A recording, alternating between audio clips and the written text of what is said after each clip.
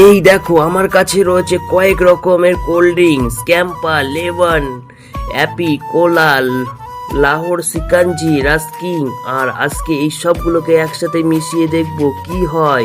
এইগুলোকে একসাথে মিশালে কি সত্যি কোনো ব্লাস্ট হবে? সেটা জানতে হলে ভিডিওটা পুরোটা দেখতে হবে। চলো আর দেরি না করে এক এক করে সবগুলোকে ঢেলে দিই। প্রথমে ঢেলে দিলাম লেমন আর রাস্কিং, তারপরে ঢেলে দিলাম অ্যাপি আর ক্যাম্পা, তারপরে ঢেলে দিলাম কোলা আর লাহোর সিকাঞ্জি।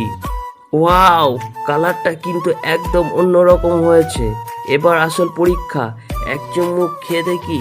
ওয়াও, অসাধারণ টেস্ট। সমস্ত কোল্ড ড্রিঙ্কস পুরো মিশে গেছে, একটা অন্যরকম স্বাদ লাগছে। তোমরাও ট্রাই করতে পারো। আর আজকের ভিডিওটা কেমন লাগলো অবশ্যই কমেন্ট করে জানাও। আর নতুন থাকলে চ্যানেলটা তাড়াতাড়ি সাবস্ক্রাইব করো। কেমন লাগছে বলো টেস্টটা?